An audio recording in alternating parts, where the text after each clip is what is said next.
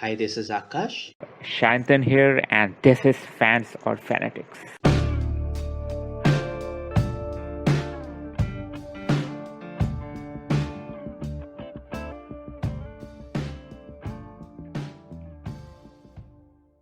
Hi everyone, this is Shantan Konar and with me is Akash Chakraborty. We should start off with a few things about ourselves. I was born and brought up in Durgapur and then I'm in Bombay right now working. I was also born and brought up in Kolkata, and we decided to just get on internet and use this opportunity to talk about some things that we love. Like this, we are starting this podcast. This is nothing but just a place for us to express ourselves, meet more people like us, so that we can all have fun together. Today, I think we are going to start with something that is very close to the heart of both of ours, both me and Shantan. Something that we have been into since we were kids, since we were in kindergartens. We'll talk about comic books. Shantan, what is the first thing that comes to your mind when you hear this term, comic book? When you're a little child, right, anything flashy, anything which is like exciting grabs you.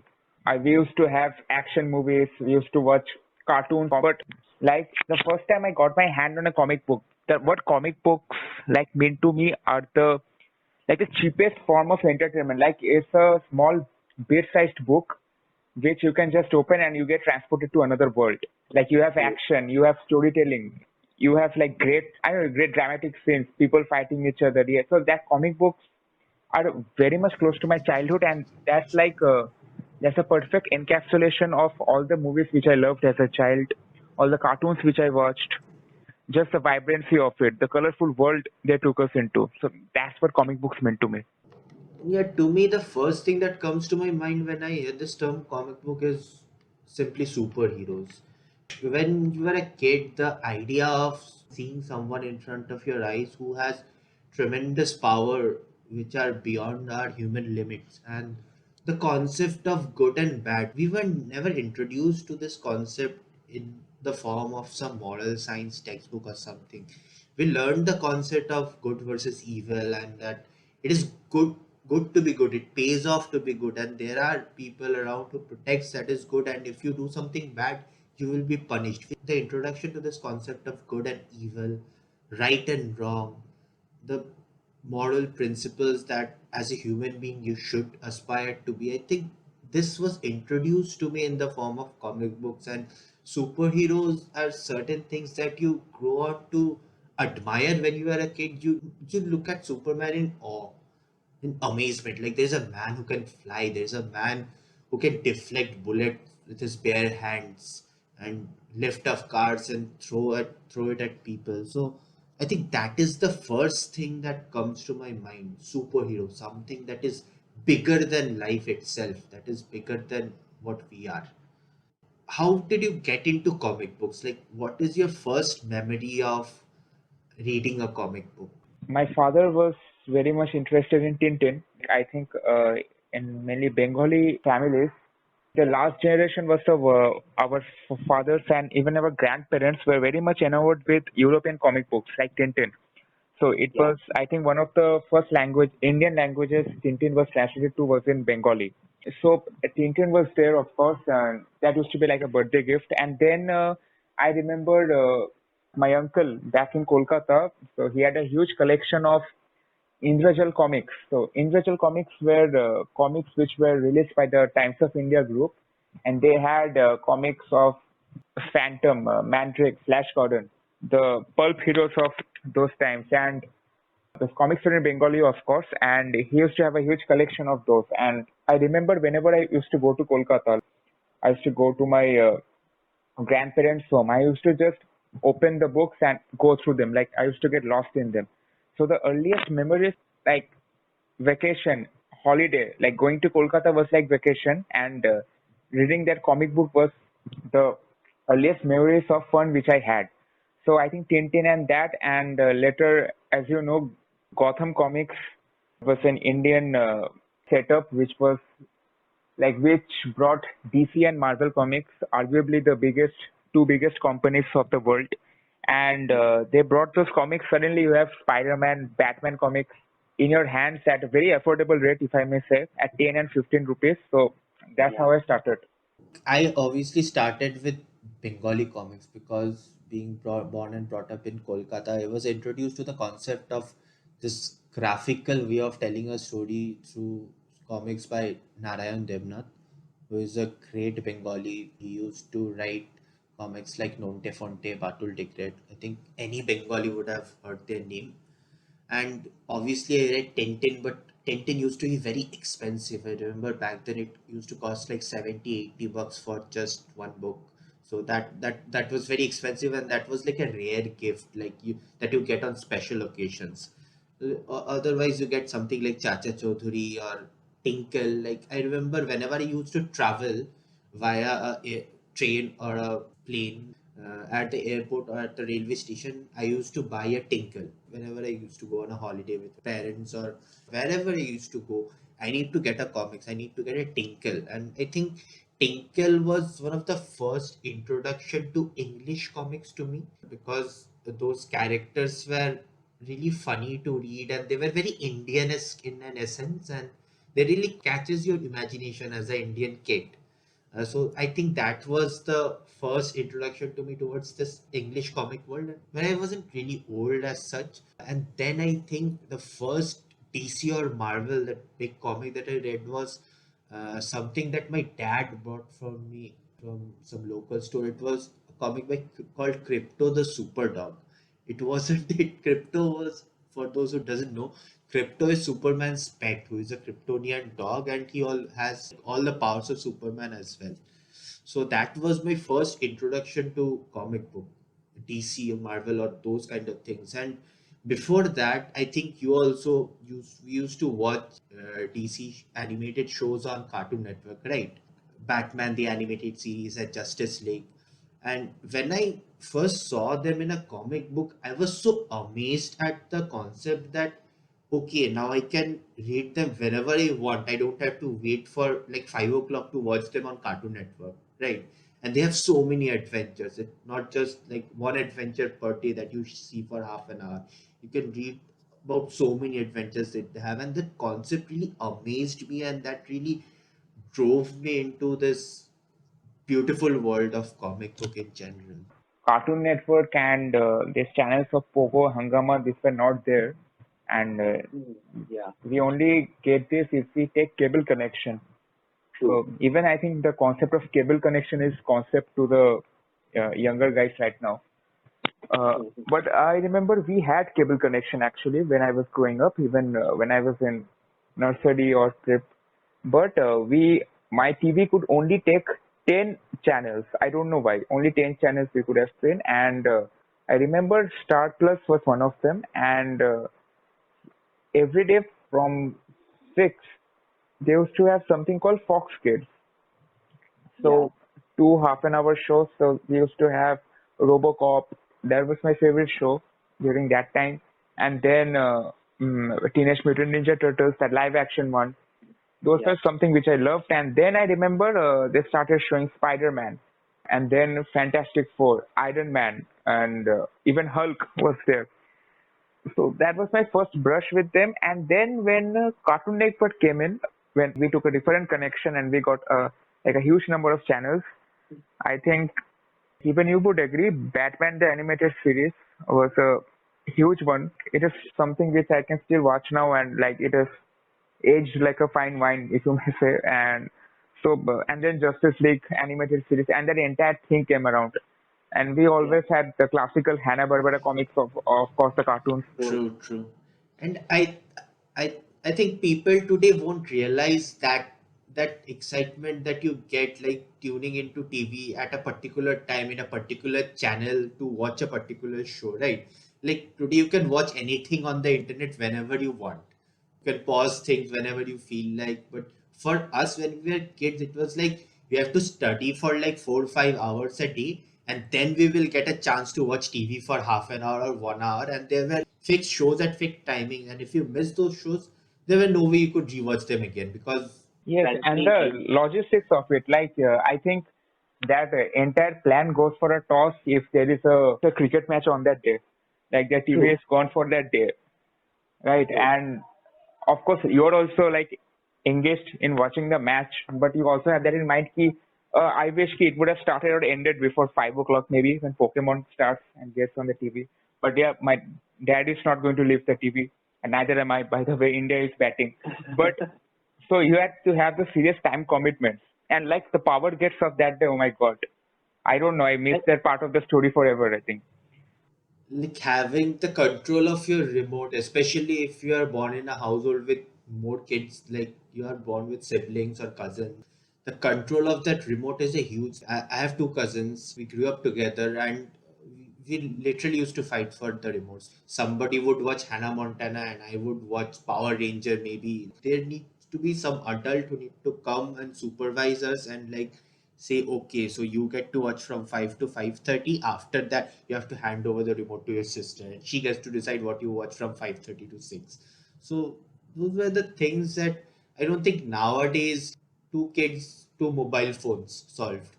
So, and I don't think it was a bad thing. We grew up together, and that was something that the concept of cable television, the entire nation, whoever is watching that show is watching it at 5 o'clock, right? So it is almost like watching a live cricket match together. together. Yes, yes, because I remembered like a big getting a little nerdy here. If Charmander evolves into Charmeleon, next day in school Yeah. everyone is talking about that, right? Ki Everybody, bro, true. ki that like getting cooler right now, and then suddenly studies art. Wow. Like we also got an exposure to the Japanese world of animation as well, the anime as they call it. That was something really great because Japan has so much to offer in terms of Yes, animation. and Correct. like the budget, like you can understand that's a like a well Exactly. made, a huge production values have gone into it. Like the Because action they scenes. were, You had Dragon Ball Z, right? Yeah, Dragon Ball Z, Naruto, all those things, and then we had Beyblade, Pokemon, Digimon. Those were really well made. I remember there was a channel called Animax that used to show only animes, like Japanese cartoons. So that was really great. So as I said, right, we did not have any other channel. Like we had side activities and hobbies to like prop up that obsession. Like for when we used to watch Pokemon, I remember since it was a craze during that time, you had these companies selling out Pokemon Zenga cards and like collectibles yeah, with this chip packet of chips. So like true. that was a huge thing during that time. Similarly, like when we used to watch this Justice League, this Superman, Batman, Spider-Man, there was nothing else to actually carry that obsession other than that half an hour which we are getting every day. But I True. think that was when I actually started to look for places where I can get a taste of these adventures, beyond the box sitting on my table or my drawing room. So I think that was the time when I, went to the market and saw actually, oh, okay, Spider-Man has a comic book. Like my friends Yeah. bought some of them and I borrowed it from him. So that's how I think I expanded my view that, okay, there are multiple mediums which I have Yeah. to consume this. Like when I started out, I really thought ki whatever was shown on TV, that was it. Like Spider-Man did only this much, Batman only did that much. Okay. But then when I got introduced to this world of comic books, I was in awe and amazement. Like, okay, Batman has 2000 comic books already and I can read them. They all have different stories and different adventures. So that was something that really pushed me towards this form of entertainment because as you said, there weren't much options when it came to digital media consumption, right? There were few shows on Cartoon Network. There was another channel called Metro, which was available on non-cable platform as well. There they used to telecast shows like cartoons from I think 5 to 6 every day. So like when we did not have cable television, that was like the holy grail of time slot. Like we have to sit in front of the TV from 5 to 6 because otherwise we won't be able to watch cartoon for the day. So that was like a huge deal for us. But coming to comic books, what were the characters that you started out with reading, and what are some of your favorite story arcs that you started out with and that you really liked? I think as kids, all of us were aware of Batman and Spider-Man. Hmm. and that was because I don't think we had much option. We had a little X-Men there and there, but again, Spider-Man and Batman used to be covering most of the coverage if you consider comic book or the superhero media. And so I was always out looking for the next Batman or Marvel comic. But one thing I realized pretty early on was that when I borrowed a Avengers comics from my friend, and I saw कि okay, uh, in one comic book I am getting a number of heroes. Like like if I buy a Spider-Man comic, I'm only getting one guy. So I think that was the same way I started actually looking out for Justice League and Avengers comics. And during that time, Avengers was not nearly known. Right now, I think everyone knows what Avengers is. But so the first collection which I have, and again thanks to Gotham Comics, I brought a lot of Avengers comics. I had Conan the Barbarian comic books. I had a few Batman Justice League comics, and I used to buy Dexter's Lab and Powerpuff Girls comic books also. The first time I actually like consciously searched and went through an arc is Batman Hush. Batman Hush is a, I don't remember, it's a 9-part series, I think, somewhat. So it was written by Jeff Loeb. Jeff Loeb is a legend in the industry, comic book industry, and it was the drawings were done by Jim Lee, another legend, and that was a great way to like. After that, I just got addicted. Yeah, I need more. I need more. So Batman was early on, like helped me do that. Like Batman Hush, then Long Halloween, then Nightfall. Nightfall was another huge one which I read during that time. So it was the introduction of Bane, which many of you know from the Dark Knight Rises. So I used to read comic books like in a random order, like whatever I could find, like whatever my dad used to bring or whatever I found from my friends or whatever. Like there wasn't a specific order because to be frank, comics were not available, like especially DC and Marvel comics weren't that available at our disposal back then. Now you have them everywhere, but back then we really had, like, for example, suppose I was reading Action Comics issue number 19, and next day I go to the same store and search for issue number 20, there is a 98% chance that I won't find issue number 20. So the only way of reading a complete story arc was either reading a standalone book that used to come or reading a trade paperback. For those who doesn't know, trade paperback is a collection of a story that was released over multiple installments. Like suppose a story was released in 15 issues, it is culminated together once the story finishes and it is released as a trade paperback. So the first trade paperback that I read were Long Halloween. That is a Batman story written by Jeff Loeb and drawn by Tim Sale. It was like during early days of Batman's crime fighting, and there were a mysterious killer called Holiday who used to murder only on holidays. And I was really hooked up the from the moment I picked up that book. It showed me a different dimension of Batman at that age.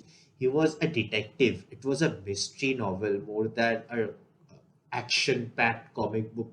That comic introduced me to a world of Batman that was very, very different than the world that I was already familiar of. And I read that in National Library. Like, it was very difficult to find a trade paperback back in India then. So my cousin took me to National Library, and there is I think a building in National Library called like the Children's Theater or something like that, which was an entire building dedicated to children's books. So there I found proper trade paperbacks of various comic books, and The Long Halloween was one of them. I'm so glad that I picked that up and started reading it. And after that, I started reading more and more of Batman. I think we can dedicate an entire discussion of Batman as such because we both, I think, are great fans of Batman. We would talk about Batman someday else, I think. Apart from that, there were later on in my life, I was introduced to this Elseworld DC thing where they used to do comics in alternate realities that was disconnected from the canon of the DC universe. the continuity of the DC universe, like Superman Red Sun or the Injustice Superman or something like those. Those really attracted my attention because those were different, and those explore the different characteristics of the superhero. Like Superman is always known as a symbol of truth, justice, and the American way, right? But Superman Red Son explores a completely different dimension of Superman. Like, what if Superman was a communist and he was brought up in communist Russia? So I think those are the things that really made me fall in love with comics. Just the vastness, the sheer vastness of the things that you can read and you can explore. It's an unending world. Like, I think if I start today and keep on reading till the end of my life, still I wouldn't have covered like 50% of the comics that there are out there, right? So it's a very big world.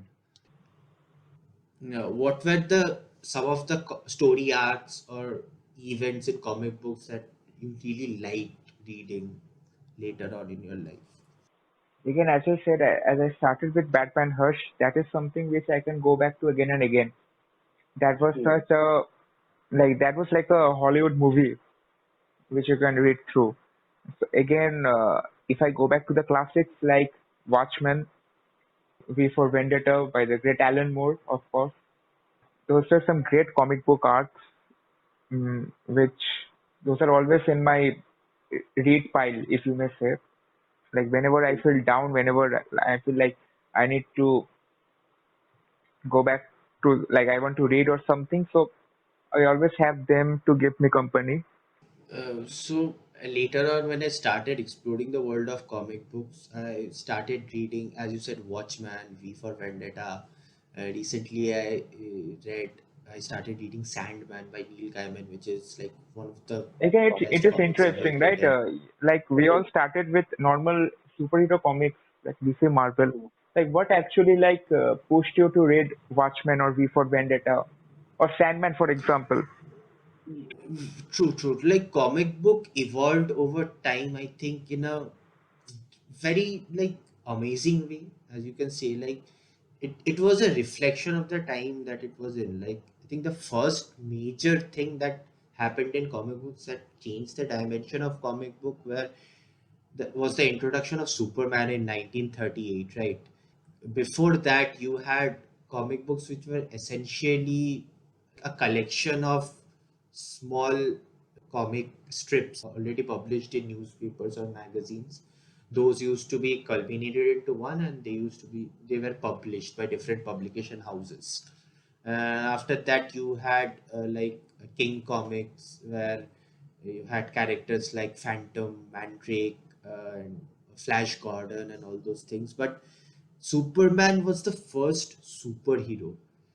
Phantom was a hero, right? But he did not have superpowers. He could not leap over tall buildings with a jump. He could not like pick up a truck and throw it at someone. He could not shoot laser through his eyes. So Superman was the first superhero, and I think he was rightly named Superman. He was created by Jerry Siegel and Joe Shuster in 1938, and they have been pitching Superman for like 5 years before that, and they received rejection. And today, Superman is one of the 10 most familiar faces on planet Earth. So I think that was a really important phase in comic book that started the golden age or the superhero age from 1938 onwards, and then we had Batman, Wonder Woman created later in 1939 and 1940 respectively, and then you had Marvel come into the picture with the creation of X-Men. Like not X-Men, they created a few characters which are now known as a part of X-Men. Like they created Namor the Submariner, Human Torch, and they had Angel as well. Those were like the first characters that Marvel And created. let's not And forget the great American patriot Captain. Yeah. right, Captain America started out like Captain America was punching Nazis even before Pearl Harbor, right? So technically, America was into World War II before Pearl Harbor happened through art and culture, you can say. So that phase were a superhero phase where everybody was exploring different ideas and writing different comic books, and they were all very popular. But then something happened that completely changed the phase of comic books, right? I think you know what I am talking about. Dr. Wortham's book, Seduction of the Innocent, which was published in 1954. If you liked us so far, give us a like, subscribe to our channel, and we'll continue this in the next episode.